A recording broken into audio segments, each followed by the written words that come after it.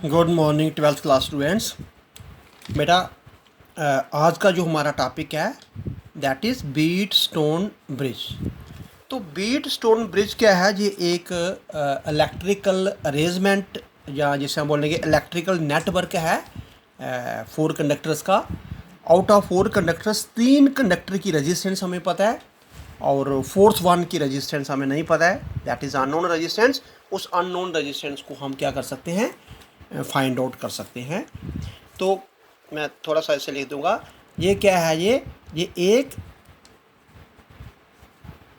Electrical network है of 4 conductors, है ना। कंडक्टर्स मीन रजिस्टर्स, क्योंकि हर कंडक्टर की रेजिस्टेंस होगी। Electric network of 4 conductors out of which, है ना, 3 आर नोन, है ना। अगर हम कंडक्टर की जगह रजिस्टर बोलते हैं तो उनमें से 3 की रेजिस्टेंस हमें क्या है? Known. And fourth one is unknown. तो अंडरस्टूड हो गया कि क्या इसका क्या यूज़ है कि जो अननोन रेजिस्टेंस है, इसका मतलब हो गया कि अगर हमें उसकी रेजिस्टेंस को भी फाइंड आउट करना है तो इससे हम फाइंड आउट कर सकते होंगे, है ना। तो 4 कंडक्टर में से 3 की रेजिस्टेंस आपको पता है ना। If we want to find the resistance of the fourth one, तो with the help of Wheatstone bridge we can find, right. तो किस टाइप की कंस्ट्रक्शन है उसकी बेसिकली, तो इस तरीके से 4 रेजिस्टेंस को आपने क्या करना, ऐसे जोड़ देना। मान के चलें कि एक रेजिस्टेंस यहाँ पर लगी हुई है ना, इस आर्म में एक रेजिस्टेंस लगी हुई है। एक रेजिस्टेंस मैं इस आर्म में ले लेता हूँ कि इस आर्म पे लगी हुई है, एक इस आर्म पे लगी हुई है और एक रेजिस्टेंस इस आर्म पे लगी हुई है ना। तो इनके हम अगर नाम की बात करूँ, मैं नाम रख देता हूँ पी क्यू आर और एक्स। मान के चलो एक्स का मतलब ही अननोन होता है, जैसे आपने पढ़ा है एक्सरे। तो एक्सरे पता क्यों बोला उसको? क्योंकि पहले जब ये रे जब फाइंड आउट हुई, इसकी कोई भी कैरेक्टरिस्टिक प्रॉपर्टी नहीं पता थी, इसको अननोन रेज बोला, इसके नाम पे उसका नाम एक्सरे बोल दिया, है ना। तो ये 4 कनेक्टर आपने लिए पी क्यू आर एस। तो हम क्या करेंगे, इस पॉइंट को मैं अगर ए बोलता हूँ, इस पॉइंट को बी, इस पॉइंट को सी, इस पॉइंट को डी, है ना। तो मैं क्या करूँगा, ए और सी के बीच में एक सेल के साथ की लगा देते हैं। इस की का नाम मैं K1 कर देता हूँ। सेल इलेक्ट्रोमोटिव फोर्स अगर E है, ये पॉजिटिव टर्मिनल, ये नेगेटिव टर्मिनल। अंडरस्टूड है कि यहाँ से करंट चलना शुरू हो जाएगा। जैसे ए पर करंट पहुँचेगा तो कुछ करंट जो है इस तरफ चला गया, मान के चलो कि इस तरफ I1 करंट चला गया और बाकी कितना बच गया? पूरा I था, तो जो बच गया I से I1 निकाल दो, इस तरफ जाएगा। अब जहाँ पे हम क्या करते हैं, एक और एक की लगाते हैं और की लगा के एक गैल्वेनोमीटर लगा देते हैं इन 2 टर्मिनल के अक्रॉस, है ना। तो इस की को अगर मैं K1 बोला, इस की को K2 या गैल्वेनोमीटर के नाम पे KG, G stand for galvanometer की होगी, ठीक है। अब देखिए, जब A से B तक I1 करंट जाएगा तो करंट को फिर 2 रास्ते मिलेंगे। कुछ ऐसे करंट जाएगा, मान के चलो कि गैल्वेनोमीटर से करंट IG चला गया, जी स्टैंड फॉर गैल्वेनोमीटर, और कुछ करंट इधर जाएगा। टोटल कितना पहुंचा B पर? I1 से कितना निकल गया? IG। तो यहाँ तक तो यही आएगा, इधर से ये IG आ रहा है, इधर से ये करंट I माइनस I1 आ रहा है। इस पॉइंट पर पहुंच के इधर वाला करंट और इधर वाला करंट वापस ऐड हो जाएंगे। एक आ रहा है I माइनस I1 और इधर से आ रहा है IG, तो ये करंट इधर जाएगा।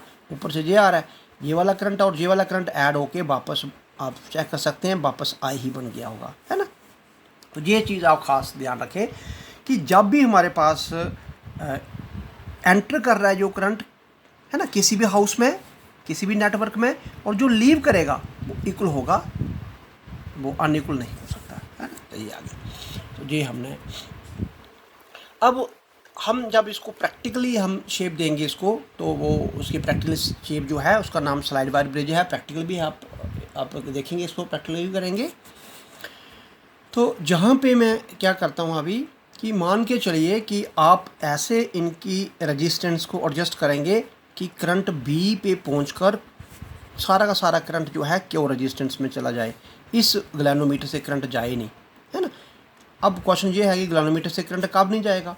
मान के चलो इस बी का और इस डी का पोटेंशियल सेम हो जाए। जैसे सेम पोटेंशियल का मैं आपको एग्जांपल लेके समझाता हूँ। ये एक रजिस्टर है, तो मैंने क्या किया हुआ है कि बैटरी का पॉजिटिव फिर बैटरी का नेगेटिव और बैटरी का नेगेटिव फिर बैटरी का पॉजिटिव और दोनों। तो इस रजिस्टर जो है इस एंड का पोटेंशियल पॉजिटिव टर्मिनल, इसका भी पोटेंशियल पॉजिटिव, तो मैं बोलूँगा दोनों का पोटेंशियल सेम हो गया, तो कोई भी करंट इससे नहीं चलेगा और रजिस्टर से कोई भी करंट नहीं होगा। क्यों? क्योंकि दोनों ही हमारे पास क्या चीज़ हो रही है ये, तो ये हमारे पास जो है सेम पोटेंशियल होने से कोई भी करंट जहाँ से नहीं जाएगा। ऐसे ही जब गैल्वेनोमीटर जो है वो कनेक्टेड है बी और डी पॉइंट के बीच में, और जब बी और डी का पोटेंशियल सेम हो जाएगा, जिसके कारण क्या होगा, कोई भी करंट जो है इस आर्म पे नहीं आएगा। तो मैं यही एक लिखने जा रहा हूँ, अब ध्यान से देखिए। तो यही पॉइंट जो है इसका प्रिंसिपल बन जाएगा। तो कोई भी हमारे पास इलेक्ट्रॉनिक्स डिवाइस होगा या कोई भी फिजिक्स का डिवाइस होगा, है ना, तो वो किसी न किसी प्रिंसिपल पे काम करेगा। तो याद रखें, प्रिंसिपल को कभी स्किप मत करिए, प्रिंसिपल को हम ज़रूर लिखेंगे। तो ये इसका प्रिंसिपल क्या कहता है बीटस्टोन ब्रिज का, कि जब क्या होगा, when B and D have same potential, ठीक है। अब देखो स्टूडेंट क्या करते हैं कभी कभी कि बी और डी ऐसे रट्टा लगा के जा रखते हैं और लिखने में हो सकता है ए यहाँ से शुरू कर दें तो बी इधर सी, तो फिर जो ए और सी आएगा, तो डायग्राम के अकॉर्डिंग ही इसको भी आप लिखें, है ना। When D and B have same potential then no current will flows through the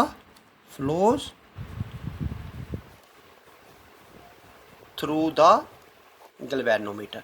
कि जब ये पोटेंशियल सेम हो जाएंगे तो गैल्वेनोमीटर से करंट नहीं जाएगा, ठीक है।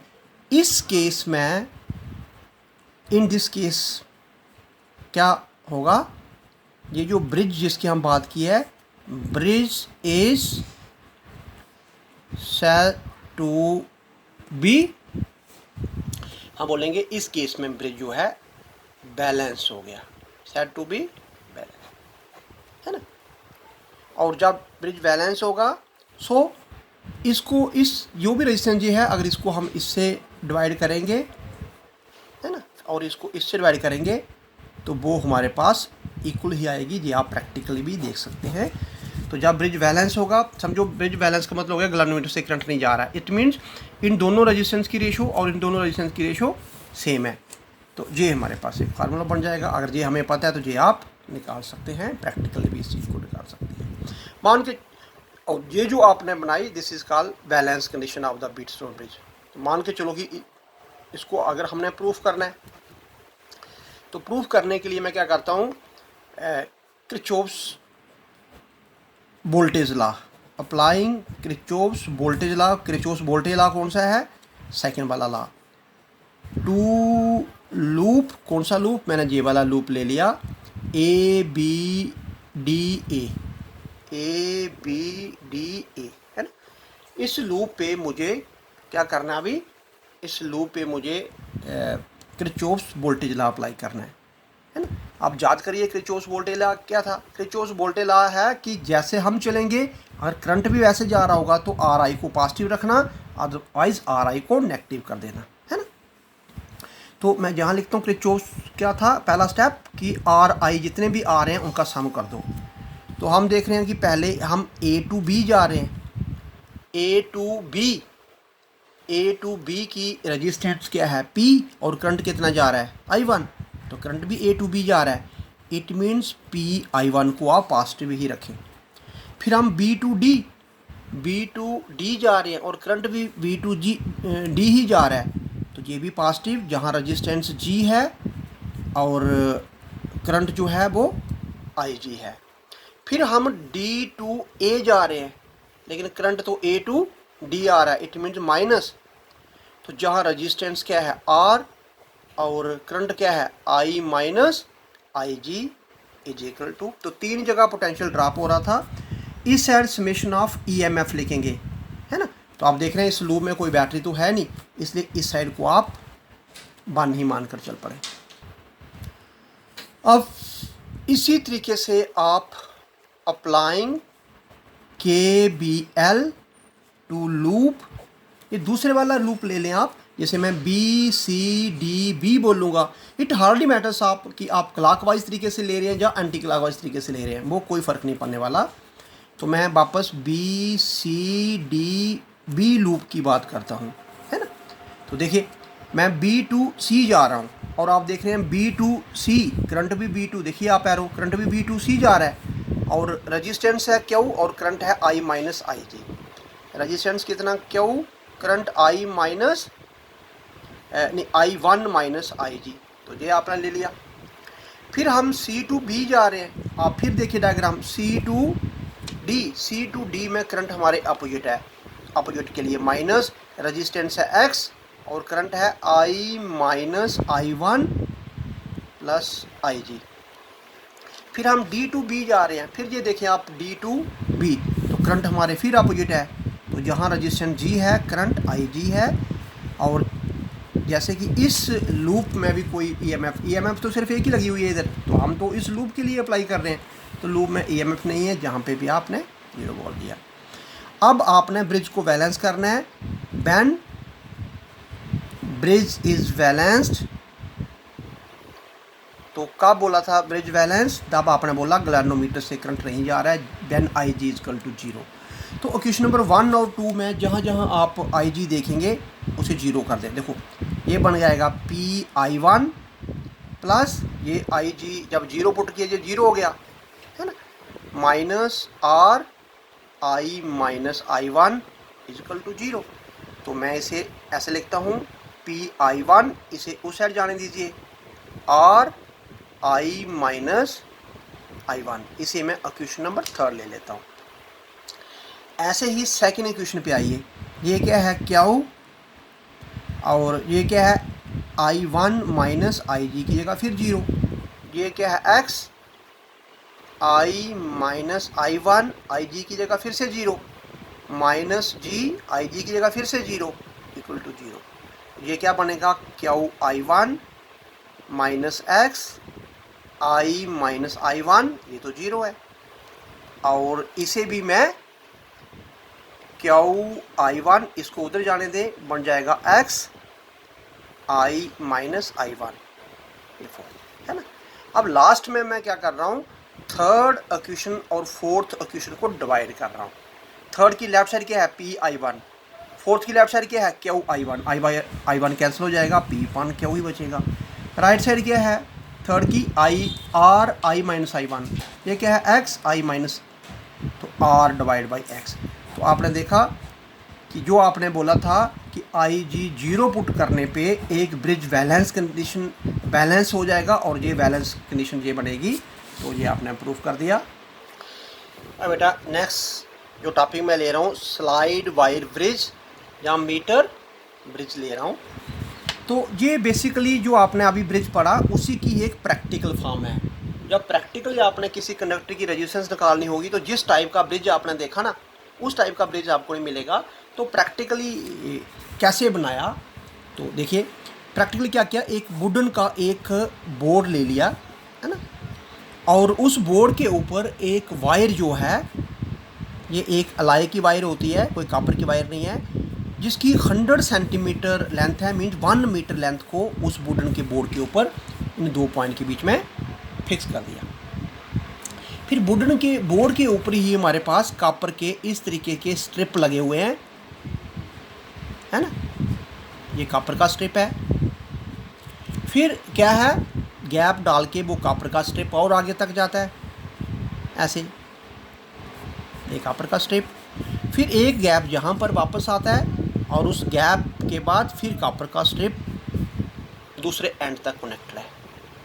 तो ये हमारे पास कॉपर के स्ट्रिप हैं, है ना। ये भी प्रैक्टिकल वाइब में पूछा जाता है कि ये कॉपर की स्ट्रिप्स क्यों हैं। कितने गैप हो गए? 2 गैप हो गए। अगर मैं इस पॉइंट को ए बोल देता हूँ और इस पॉइंट को बी बोल देता हूँ, और मैंने बोला कि ये जो ए बी जो है ये क्या है? एक अलाई की वायर है। कितनी है? 100 सेंटीमीटर वायर है, ठीक है।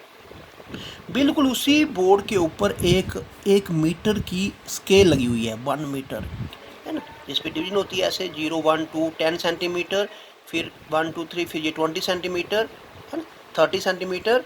तो आप इस पे टाइम पास नहीं करते रहे, डिवीजन ही देते, ये 90 सेंटीमीटर और टोटल ये 100 सेंटीमीटर। तो एक रेजिस्टेंस बक्स जो है जिसमें एक बक्स होता है इस तरीके का और बहुत सारे ऐसे प्लग होते हैं।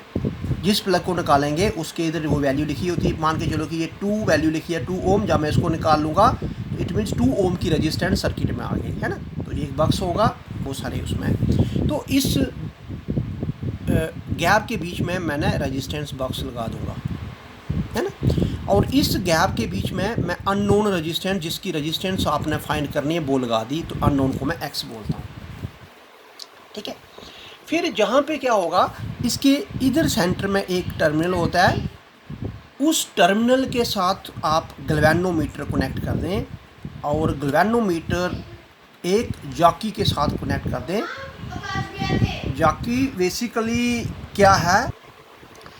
तो गैल्वेनोमीटर जॉकी के साथ, जॉकी की कैसी है? जैसे ये मेरा मार्कर है ना, ये पेन, तो बिल्कुल पेन इसी तरीके से अंदर एक कनेक्टर की वायर है और जहाँ पे एक टर्मिनल और बाहर इंसुलेशन है, जैसे एक स्क्रू ड्राइवर का होता है अंदर, है ना। तो बिल्कुल पेन जैसा आगे ये शार्प है ना, इसी तरीके से शार्प होगा आगे। तो ये इस तरीके का जॉकी, जब आप प्रैक्टिस करेंगे तो देख लेंगे। फिर आपने इस वायर में करंट भेजने के लिए क्या करेंगे, एक ईएमएफ का सोर्स लगा देंगे, पॉजिटिव नेगेटिव, और एक की लगा देंगे और ये दूसरे टर्मिनल तक, है ना। एक की लगा दी, ये आपका ईएमएफ लगा देंगे। तो जैसे ही की ऑन करेंगे तो जहाँ से करंट जो है चलना शुरू हो जाएगा, इस वायर में करंट चलना शुरू हो जाएगा, ठीक है। तो कंस्ट्रक्शन में क्या देखा आपने, एक रेजिस्टेंस बॉक्स और एक अननोन रेजिस्टेंस, इसको आपने निकालना है ना। और एक वुडन बोर्ड के ऊपर 100 सेंटीमीटर मीन्स 1 मीटर की एक वायर लगी हुई है अलाई की। वो अलाई ईयर का मैग्नेटिक कांस्टेंट कुछ भी हो सकती है ना, वो वायर है। और एक मीटर राड लगी हुई है। अब देखो, आप इसको मीटर ब्रिज क्यों बोलेंगे? क्योंकि एक मीटर की राड इधर आप देख पा रहे हैं। स्लाइड वायर ब्रिज क्यों बोलेंगे? क्योंकि ये जॉकी जो है ना, अभी हम वर्किंग में बताऊंगा, उस जॉकी को आपने इस वायर के ऊपर ऐसे स्लाइड करना है ना, तो स्लाइड वायर ब्रिज बोलेंगे। तो जब आपने इसे प्रैक्टिकली करना है तो देखो क्या करेंगे। प्रैक्टिकली करते टाइम पे सबसे पहला काम आप करेंगे, कनेक्शन लगाएंगे, है ना। कनेक्शन लगाने के बाद आप की का प्लग डालेंगे, पुट द की के, है ना, और current begins to flow, current begins to flow. तो करंट चलना शुरू हो जाएगा।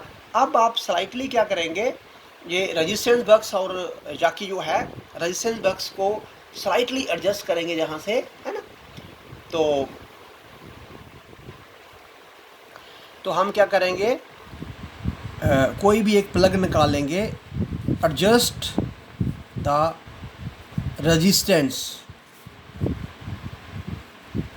From the resistance box and slide the jockey over the wire, है ना। तो क्या करेंगे आप कि यहाँ से कोई रेजिस्टेंस को एडजस्ट करेंगे और जॉकी को आप ऐसे इस वायर के ऊपर स्लाइड करेंगे। क्यों स्लाइड करेंगे? To locate the null point. Null point क्या होता है कि जब गैल्वेनोमीटर डिफ्लेक्शन देना बंद कर देता है, गैल्वेनोमीटर की नीडल 0 पे आ जाती है, तो हम बोलेंगे नल पॉइंट। तो जैसे ऐसे जॉकी इस वायर के ऊपर स्लाइड करते रहेंगे, है ना। और आप नल पॉइंट को देते हैं। मान के चलो कि जैसे ही ये जाकी आपने इस पॉइंट पे सी पॉइंट पे रखी तो गैल्वेनोमीटर क्या कर गया, उस समय नल पॉइंट पे आ गया, डिफ्लेक्शन देना बंद कर दिया, है ना। Look at the null point, let C be the null point in this case. तो मान के चलो इस केस में नल पॉइंट कहाँ आ गया, सी पे। और नोट किया आपने, note the length A C of the wire. तो जहाँ पे जो वायर जहाँ शुरू होता है ना, जीरो भी वहाँ से शुरू हुआ है। तो जैसे जैसे जाके आप स्लाइड कर रहे हैं, नीचे मीटर आर लगी हुई है, मान के चलो कि यहाँ पे है, और जहाँ पे आप फटाफट जब प्रैक्टिकल करेंगे तो ये डिस्टेंस ही आप नोट करेंगे। इस केस में, जर्नल केस में मैं मान के चलता हूँ कि ये डिस्टेंस हमारे पास, टोटल लेंथ आपने नोट किया, वो हमने बोल दिया कि ये हमारे पास L1 मान लेते हैं, ये L1 आ गया है ना। तो note the length AC of the wire, तो let it will be L1।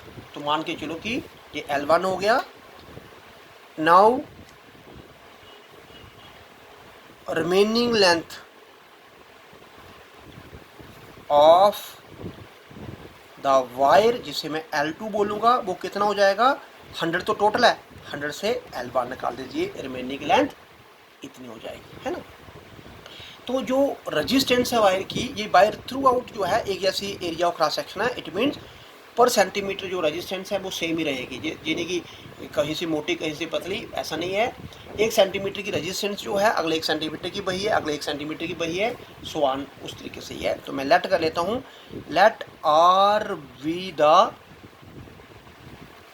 Resistance per unit length of the wire, length of the wire, है ना। इसका मतलब समझिए आप, इसका मतलब ये हो गया कि मान के चलो 1 सेंटीमीटर की रेजिस्टेंस कितनी है, R, देन